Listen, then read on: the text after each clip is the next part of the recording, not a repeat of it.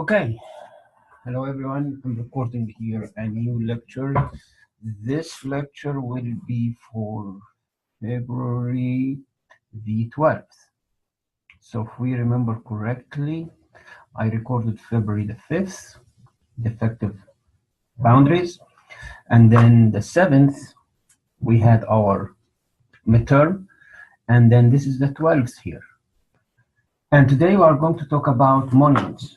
So the objective of this class is to show you how monuments are described in the manual, what type of monuments were used, how they were set, how can we recover these monuments, what has been or what have been done to recover these monuments in case they are lost, and show you some of the examples of the monuments. So just going quickly here through the slides, we'll talk about the monuments, we'll talk about some of the early descriptions and requirements for the monuments. We'll talk about the current practice of setting the monuments. And then we'll talk about something called monuments accessories. And these are accessories or different features on the ground that the surveyor can use if the monument is destroyed or if he can't find the monument to re-identify the location of the monument.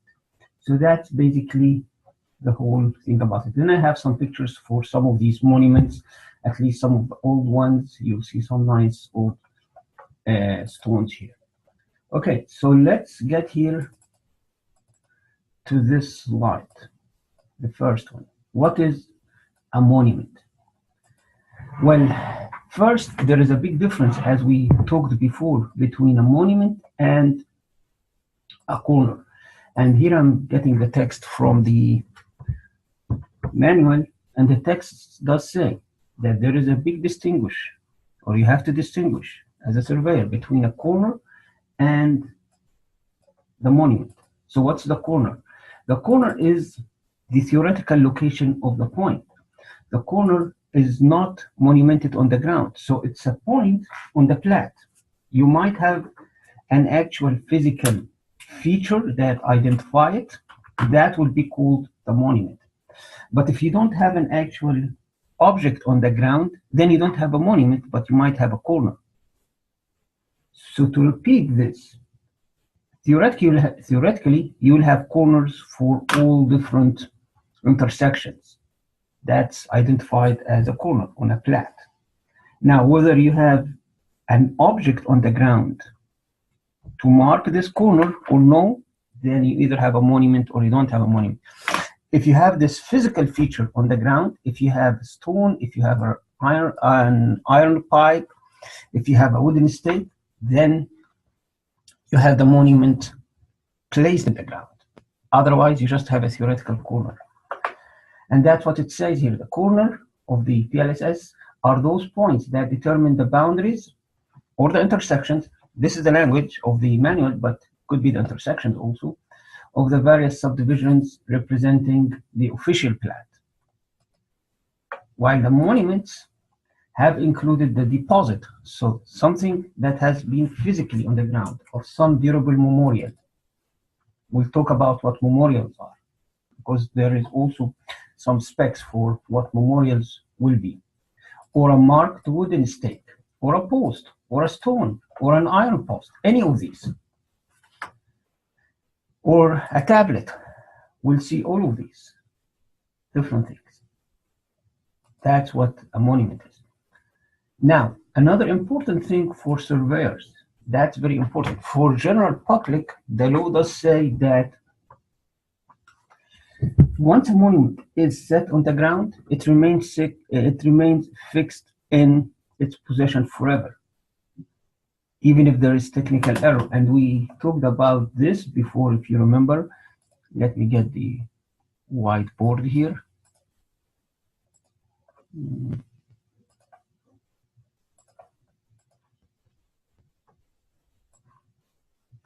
If I have, and that's a very important principle that we need, and that's why I'm really stressing on it. We need really to understand it carefully. I have a line, and I have a monument here, and this is On the plat, 40 chains on the plat. Today with GPS, you go and GPS it, and you find it's 39 point, let's say, 5 chain. Of course, you do it in GPS with feet, and then you convert feet to chain, but this is in 2018. There is a technical error here. The surveyor here didn't do a good job. I mean, 39.5 is a perfect job at that time. But anyway, it's not exactly what the plat is saying, is not what the surveyor reported. I will still hold the 40. I will still hold the 40. I will still say that this is 40. This is disregarded here. I'm not going to hold that. That's what holds here. And that's according to the manual. Okay, and back here. So that's what this is saying here. Why is it important to understand monuments? Because at a certain point, you might need to go back and get in a dispute between two neighbors, get in a dispute between adjacent parcels or landowners. So you need really to understand how was this monument set, how was the land subdivided. Okay, an interesting part of the code here. What if someone disturbed or removed one of these monuments? There is a fine there. There is a fine according to the section 57 of the Criminal Code 1909. There is a fine of 250. Now that, of course, is not important for us. What's important for us is surveyors who go to the site, do their survey, and then find this case here that I just talked about, and then say, oh, there is an error here. I'm going to remove this point and start deciding where to put the other monument. So I'm going to remove, for example, this one and reset it. Maybe extend the line a little bit to make your 40. That's the problem here. And that's a very big problem if the surveyor doesn't really know that this monument holds forever. So that's what really is more concerning. Now, this sentence here, it's not for us.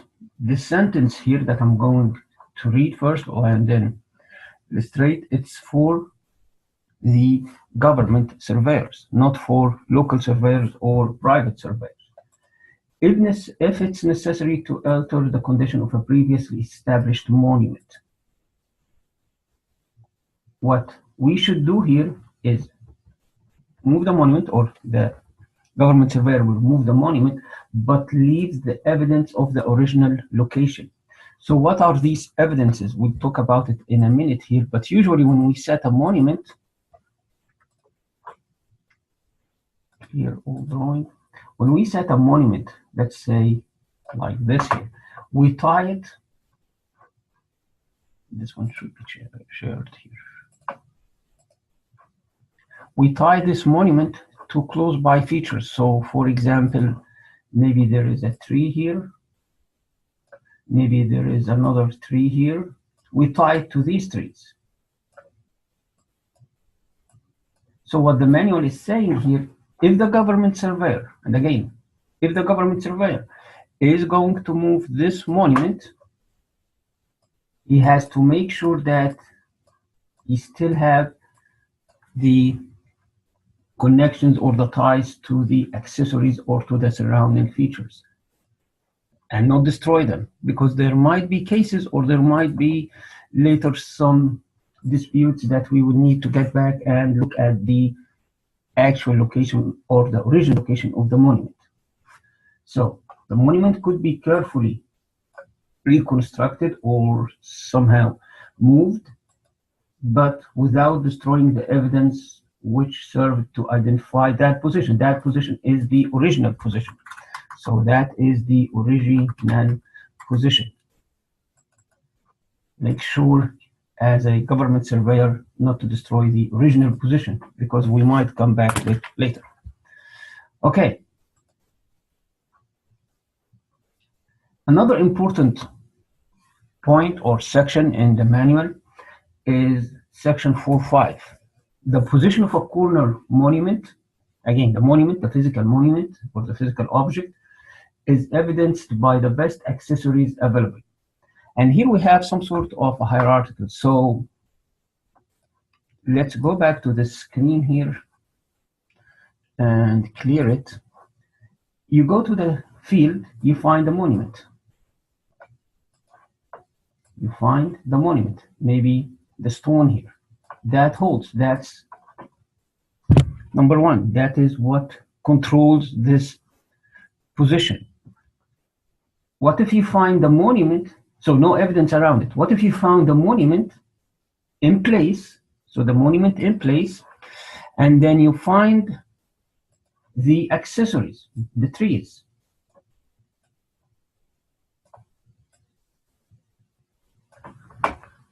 Still, it is the monument that holds. Still, the monument in below here. Maybe let me write it here. So here we say the monument. Here it's still the monument because the monument is there and it's in the right position. What if the monument is in the wrong position? Still it holds. It still holds. So monument in all cases. In all cases. Now the third case, I'm going to go through the cases here. The third case is like this. What if you go to the field, you find the monument, you find the accessories. Let me make sure the color is same here. So you find the accessories here.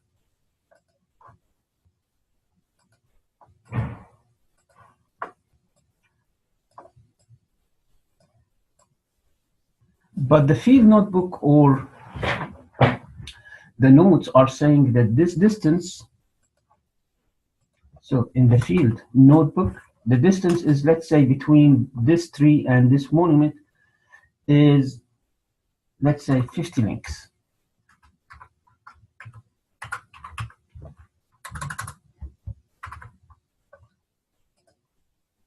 And then it does say that here it is 40 links.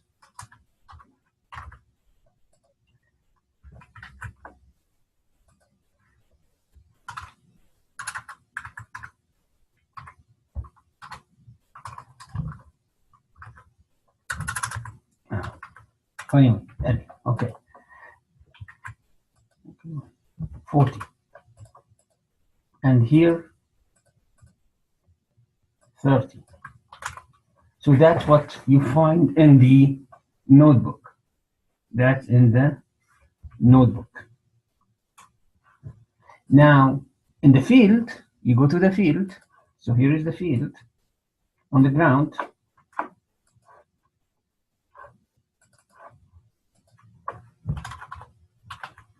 Ground, this is the book here.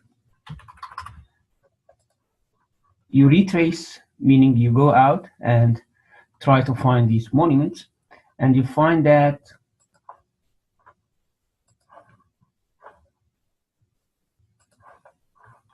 what's going on here?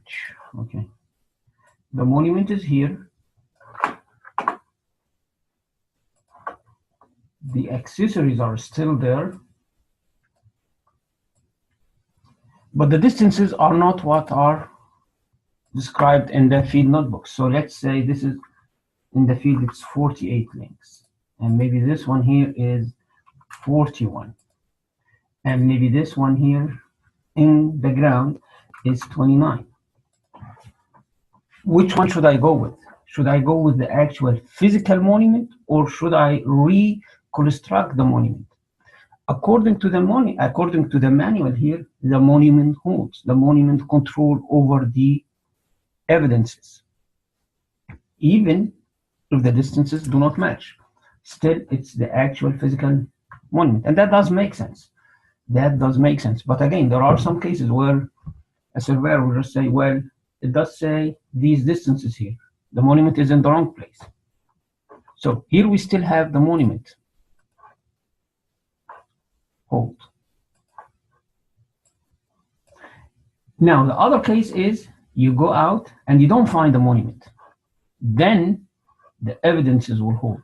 So for this case here, you go out, you don't find the monument, but you find the evidences. You find this tree, this tree, this tree, but no monuments.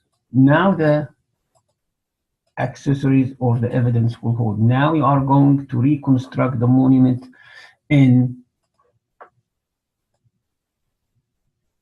the location according to the field notebook. So now you try from here to get the 50. From here you get your 40. And then from here you get your 30 and reconstruct or build the monument. So back to the slide here. The position of the core of the monument is evidenced by the best accessories, meaning only if the monument is not there. But if the monument is there, it controls. So we don't read it backward. We read it in the right direction. If the monument is there, it holds. If it's not there, then the best way to get it is the accessories. Okay. Another thing.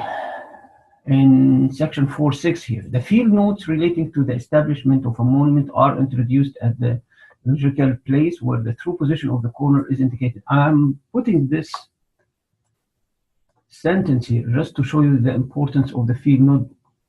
The importance of the field notebook. So the monument itself or the field notebook has to describe the monument, or the monument has to be described in the field notebook.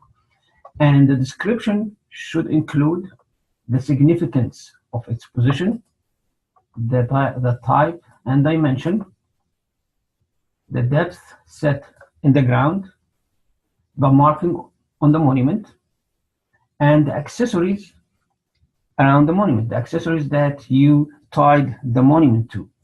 So that is something maybe we didn't do in 134, but that's something now that is coming into our attention. Tying the monuments to surrounding features. So when you do this, you have to include the 5 elements here in your field notebook. Okay. Now, what type of monuments or what type of corners we are going to use to establish our monuments? There are these types here. Section corners. What are the section corners? Those corners that are placed at the 4 corners of a section. How far are they from each other? Not 40, 80. Because if you look at this slide here,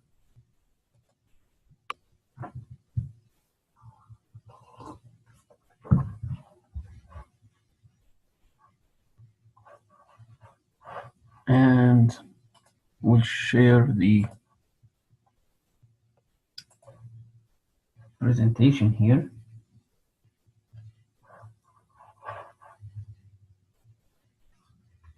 Okay, so these are the sections here.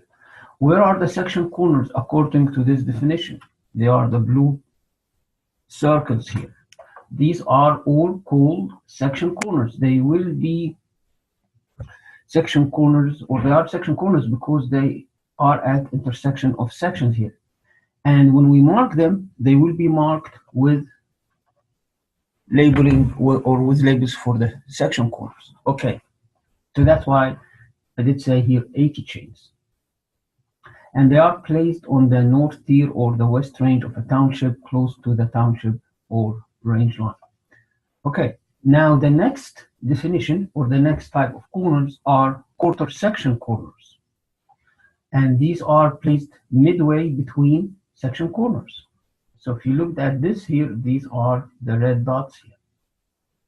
These are what we call the quarter section corners. Again, the distance between them is still going to be the 80 chain, but they are placed midway between section corners. The BLM glossary, and that's an interesting, it's free actually online. That's an interesting glossary that defines all the different definitions here. Defines quarter section corners as a corner at an extremity of a boundary of a quarter section. In the northern tier or the western range, they are placed 40 chains from the south or east section corners. So they are 40 chains from the section corners, but 80 chains in between. Okay, let me go back to the presentation here. Other definitions, let me share the correct screen. Other definitions here. Standard section corners. What's a standard section corners? A senior corner at a standard parallel or a baseline. Now, if you remember when we were setting the framework, we did have the standard parallels set before we subdivide the townships. Go back to week 4, we did have the standard parallel or the baseline, the prime meridian, the standard parallel, and the guide meridians, all before setting. I just made this one here as one of the standard parallels. This line, let me go to the way we set it. We had, if you remember, we first had the red line here, which was the principal meridian, and then we had the baseline, which was this, and then we had the standard parallels, and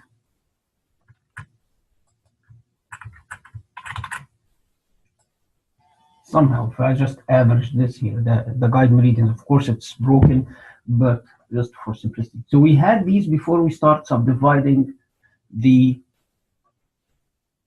townships, or before we start setting the townships and subdividing the townships.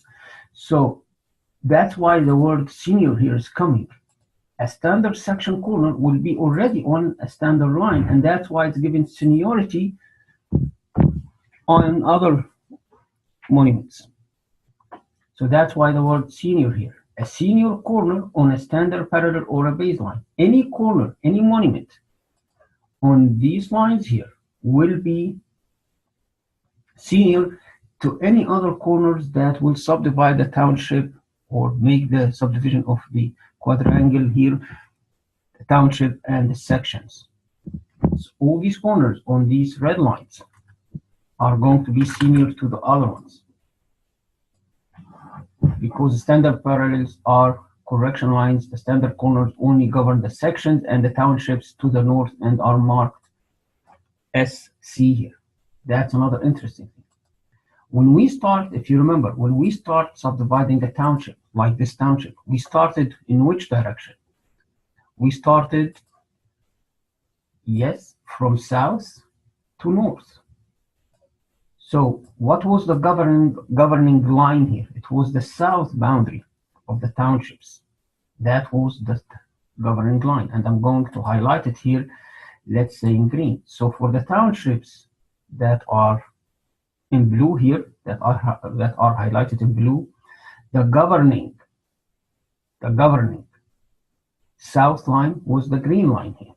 So you start going upward, and then you come to another subdivision. Let's say I'm going to subdivide the one north to it, that I'm going to put here in red.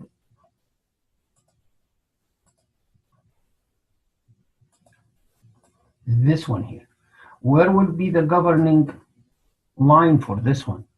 It's going to be the red line here. So it's going to be this red line. That's the governing line for this part here, or for these townships. And that's why it's governed by the standard parallel. The standard parallel are correction lines. The standard corners only govern the sections and the townships marked, or townships to the north, and are marked as standard corners here. Okay. Another term, closing corners. What is a closing corner? A corner established where a survey line intersects a previously fixed boundary at a point between corners, which is the same case like this case. Let me grab this here and go to Paint and show that to you.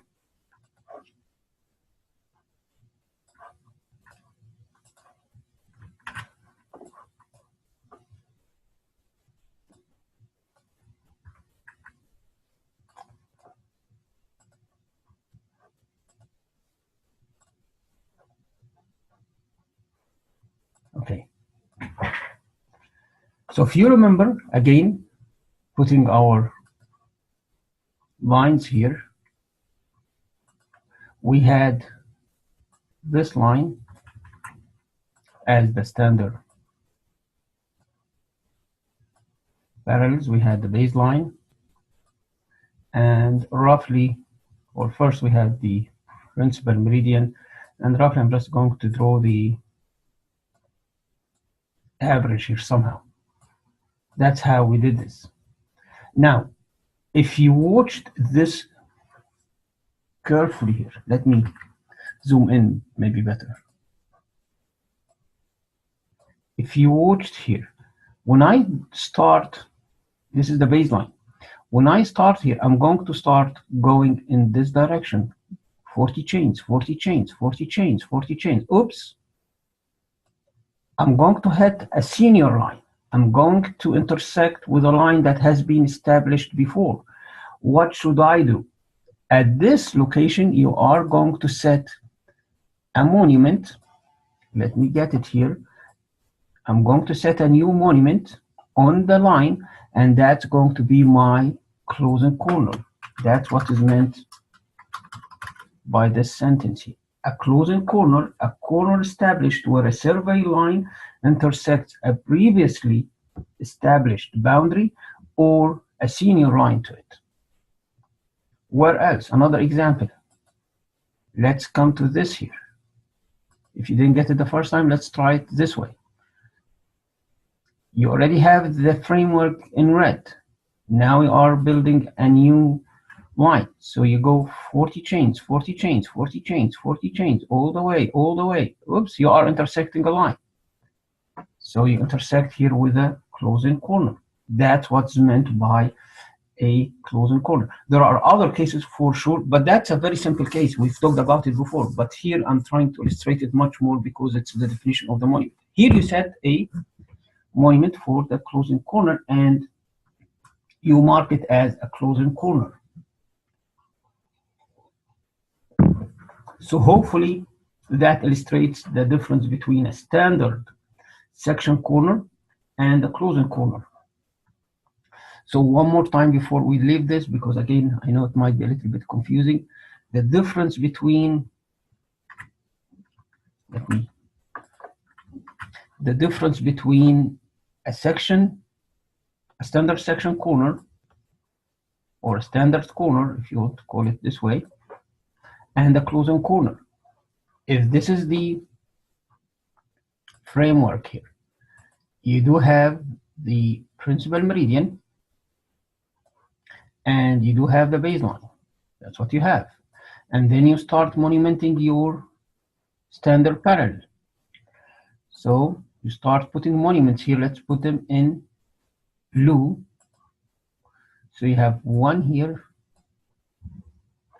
Maybe, I think I might be able to do a circle. Yeah, one here every 40 on the standard parallel. These are standard corners. Closing corners. So once you establish this line, you have the line here.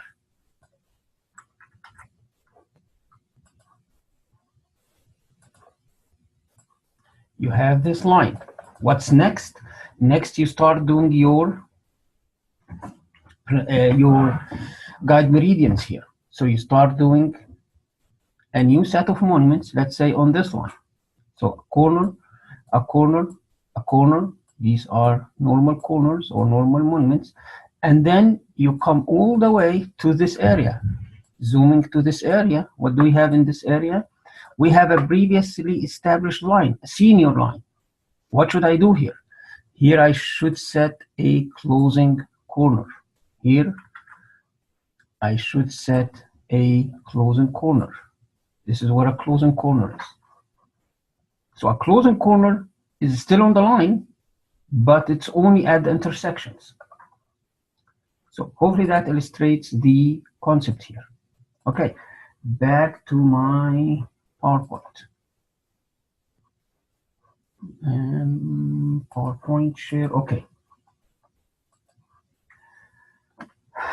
What did they do in the old days? Well, in the old days, they marked wooden stakes. Of course, there are no really any pictures for old wooden stakes that were monumented. There might be few on the internet if you can find, but I doubt if these are really monuments. I'm sure they are already gone. But they used also stones, like this monument here. You see the monument? This is a stone monument here, one of the stone monuments. We'll see how the configuration of it looks like. And this is another stone monument. This is another stone monument. In today's surveys, we use brass caps and iron pipes, and I'm going to talk about them in a minute here. So, and sometimes we use tablets also nowadays. But in the old days, it was either wooden stakes, pits, piles of rocks, all of these different things, stones. We'll look into some of these here. But let me show you in the old days the configuration of the monuments here. This is here the field notebook, and it does say that a wooden post. If you see here, the wooden post was used as the monument for this corner here. Now, notching the monuments here is a little bit important for us. We'll talk about it in a minute here. So the point here from this slide is just to show you that they did use at a certain point wooden posts here. Okay, so now let's see what as an example here, the instruction of 1815, the manual of 1815, if we call it a manual, does tell us about how to mark the monuments here. So the first thing here is, let's read this here. Corner posts were to be at least 3 inches in diameter. So you see here the diameter is at least 3 inches and rise not less than 3 feet. So 3 feet above ground. This manual here didn't really say anything about how deep should the monument be in the floor or in the ground. So it's really left to the surveyor here. If you will see later manuals will dedicate how much should the monument go inside the ground. Now, this part here, let's read it carefully. All posts must have as many notches cut on 2 sides of them as they are miles distance from where the town or the section lines commenced. What does this whole sentence mean here?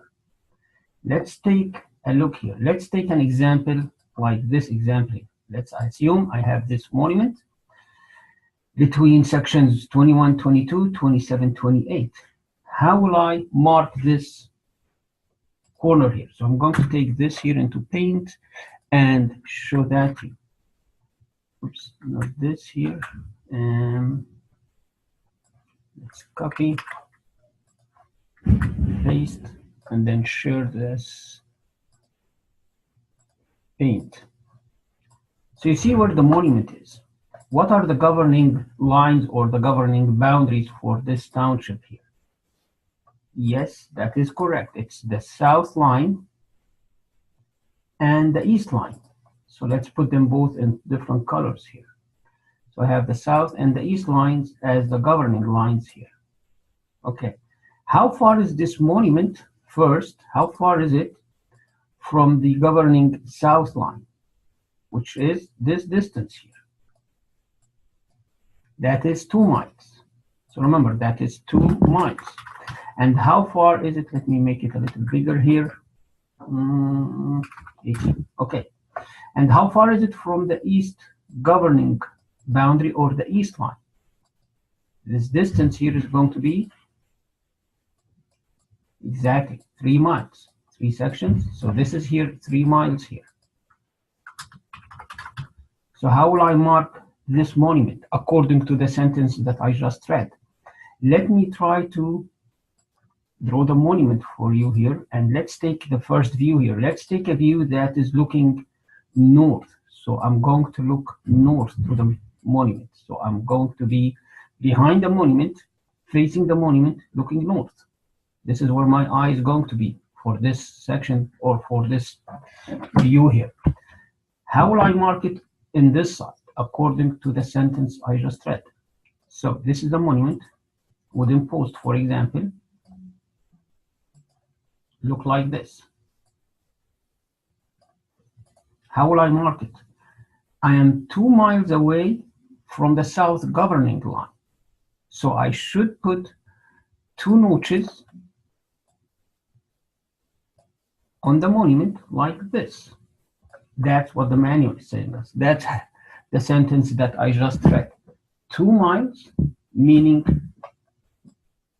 2 notches when you look in this direction. That's what's meant by it. Now, I was facing north. I was 2 miles from the south line. That's why I have 2 notches. How about the other sides? The other side, let's take another color here. Let's take the blue here. Looking west like this here. If you looked west here, then you will see a number of notches. That's, let's put it also in this blue here. If I'm looking west, facing the monument, having the east boundary of the township to my back, how many notches will I see? Give me a second here. It will be 3 because I already passed 3 miles from the township east line here. So when we do this here, for this particular corner or monument, it's going to be 3 because I'm already 3 miles from the east boundary. That's what is meant by this sentence here. That's what this sentence is telling us in the manual. If we go back to the sentence, and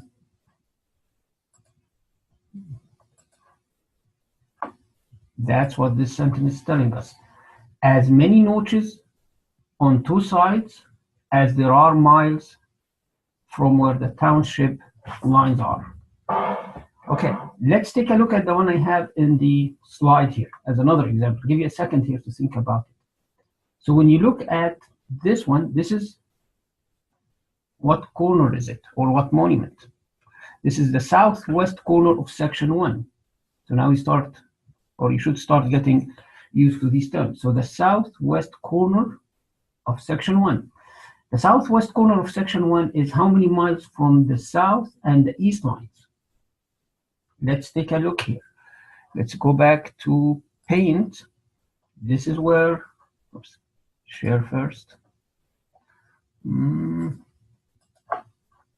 This is where this monument is going to be.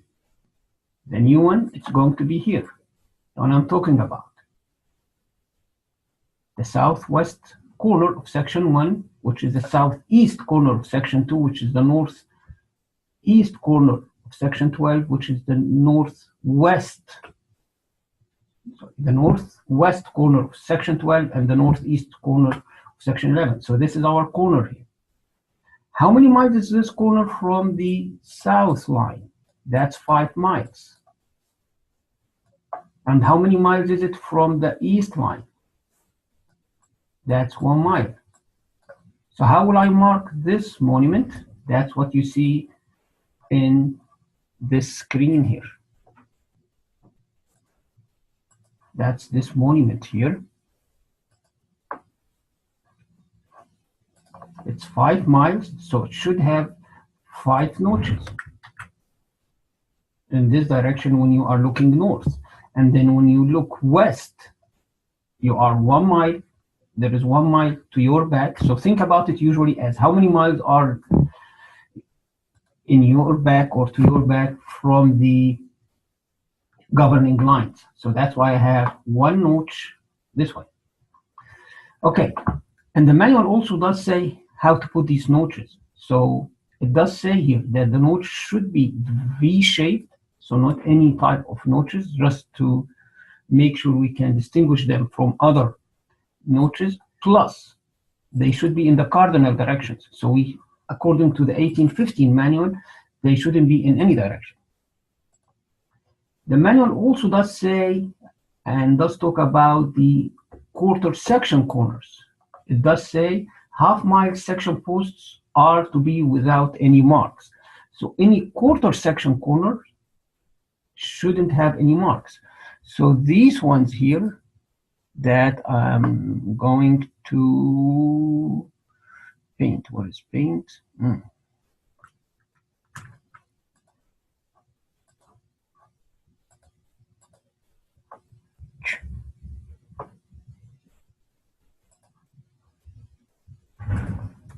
Yes, yeah. So these ones here that you see that are going to be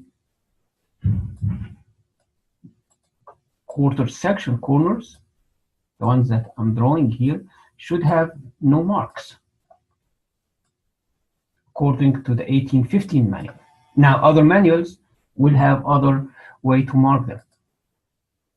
Okay, so no marks on the quarter section corners.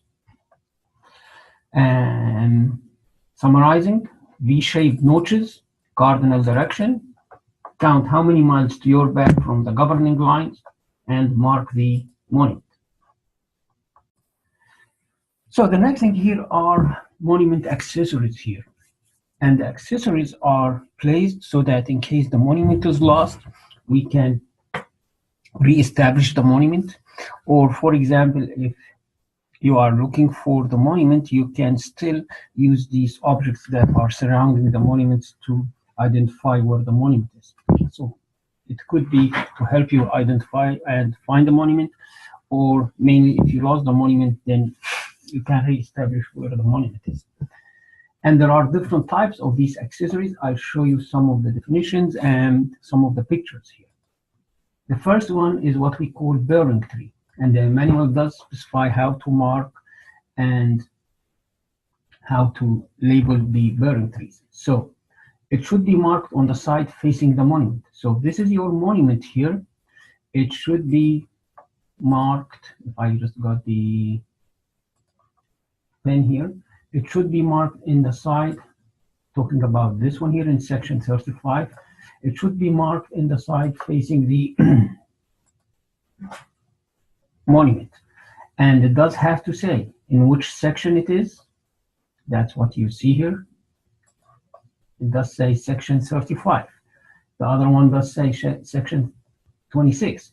And it's also labeled as BT, bearing tree. And then you measure the distance between the accessory and the monument. So you measure the distance between both, and you write this down in your field notebook. You write it down in the field notebook, how many links between the tree and the monument, in all of them, in all different bearing trees. So that's the definition of a bearing tree. Some examples here. This is one example. It's taking a while here to load. So this is a bearing tree here. And this is another bearing tree.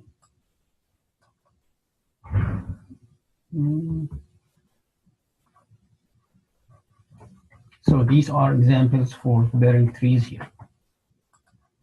The other accessory is what we call bearing object, not trees.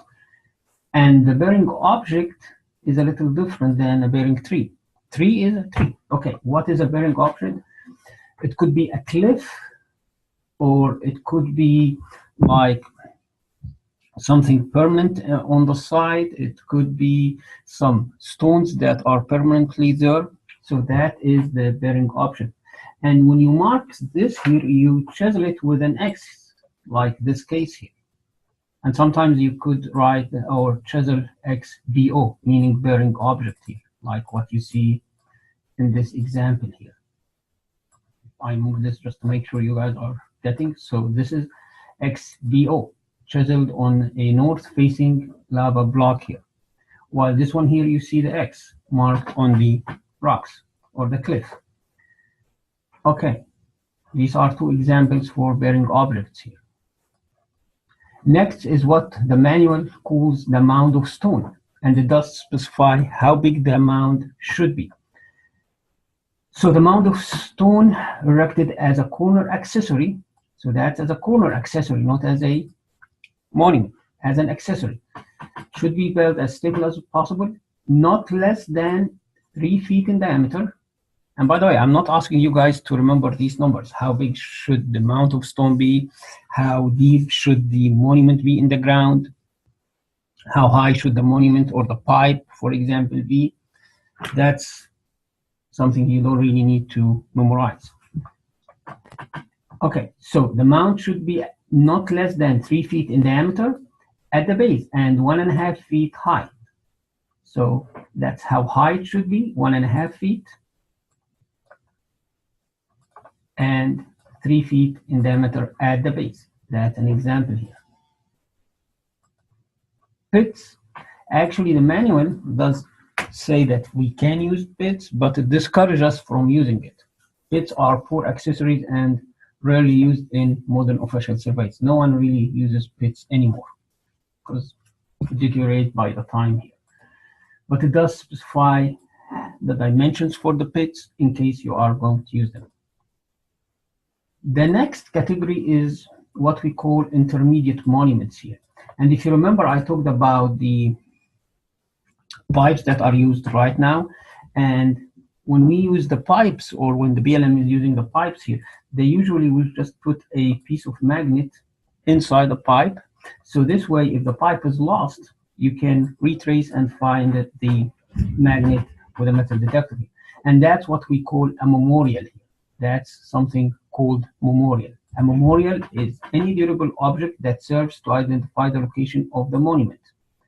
Glass could, let me highlight this in red, glass could be used as another example, but usually right now, of course, they use the magnet here. Okay. Other intermediate controlling monuments, what we call, or what the manual calls, line tree. What's a line tree? It's a tree on the survey line. So if you remember the sections and township framework, it looked like this.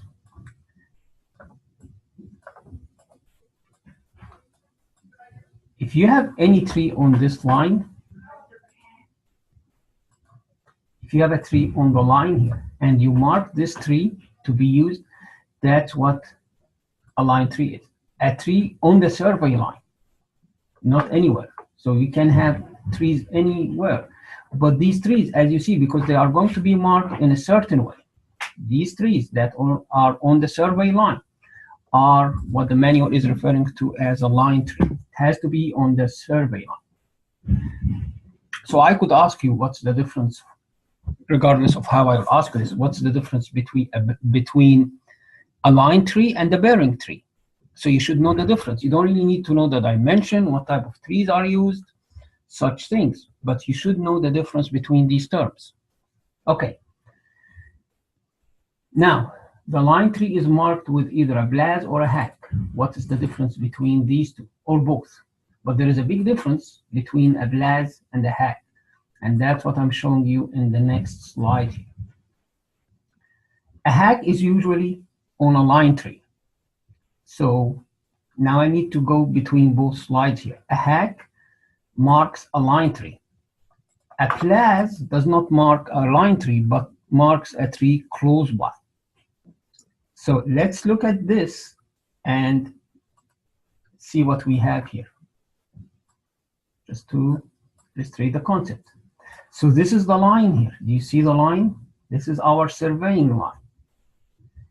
The line is intersecting with this tree. So when it has the tree here, when the tree is on the line, then we use the hex. When I have a tree that is facing the line, like this one, then we use plazas here. So that's the difference between a hack and the plaz. A hack is on the line tree. The plaz, the tree is not on the line tree. It's very close by, and we mark it with a plaz. That's the big difference here. And then I have here the definition of the hacks here. Well cut into a tree about the breast height. And usually we will mark it with 2 notches like this here. So that's a hack here versus the plaz. You look at this, this really shows you the definition. This is the line. Let me insert it with a different color, just to illustrate it one more time. And then color it and give it some weight. You see, this is the surveying line. This line here, let's say, is this line. This is the surveying line here. And this tree here that has the 2 notches has a hack here.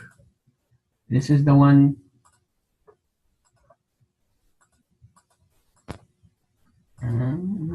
Let me draw another tree.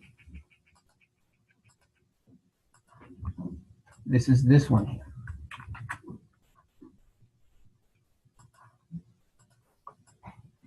So I have a tree on the line. So I mark it with the hacks here. If I have another tree that is close by, let's say this one here, for example, which I'm going to do in green, then this one will have a plaz. So the difference between a hack and a plaz, that's something also I can ask you about. So that's the differences here. Okay, what else? The manual is also mentioning something called a reference monument. Plus, and I'm going to jump to this next slide because there is some overlap or some confusion between a reference monument and what the manual calls the wetness corner. There is a little bit of a difference, and you need to be careful with these here. What is a reference monument? An accessory, and it's employed in situation where it is impractical to occupy the point. So I can put the point with a reference monument, I can put the point, but it's impractical to set up the equipment there. A very good example is I have this monument here. I have this point. Let me draw it in a different color here.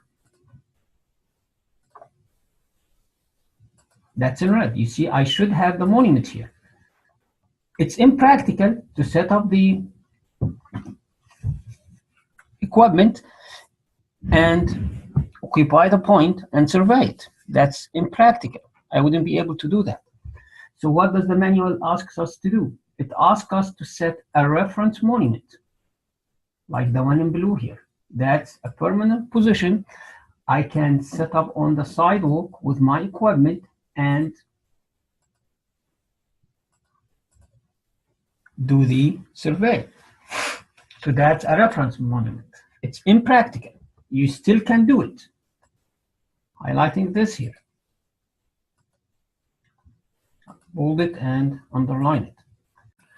The next one here is what we call the witness corner. And according to the manual, that's a monumental point. What is the difference? See the word here? It is established when it's impossible. So that's the big difference here. Impossible to occupy the site. I cannot occupy the site. A very good example, the point is in the center of a lake or a river or a pond. I cannot, physically cannot. It's not impractical, I cannot. So that's a witness corner. So you see here the example. I have a lake here, and the point is in the center of the lake. I cannot put the equipment there. So I just will have to use a witness corner. Okay, the manual also, and that's another confusing point to some surveyors, define what it's called a witness point, not a witness corner. Please watch the language. That's why I had these two in one slide and I had the reference monument in the other slide. I wanted to put the three of them together, but it was a little difficult here. So the next one is the witness point, not the corner. Let's use another color to highlight it. So what's a witness point? So it's a monumented point or station. Here is the key, on the line of the survey. On the line of the survey. You see that? So the witness corner could be anywhere. The witness point has to be on the line of the survey. These are very interesting questions that if you are asking, well, are you going to ask about the sizes and dimensions? No, but I can ask about the definitions, the differences. Give you maybe sketches and ask you, is this a witness corner or a witness point? Is it a reference point or a witness, a reference monument? What is the difference between a witness point and a witness corner? So please make sure you do get these differences here. So like this case, you see this is the case here. I have the two lines here. If I put a point on the line, that's going to be called a witness point. Okay.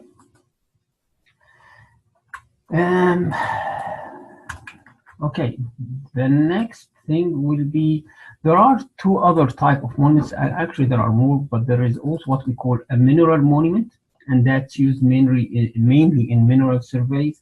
And location monuments also are used with mineral surveys. But I'm not going to talk about them now. This ends the lecture for February the 12th. So that's the end of the lecture for February 12th. Thank you.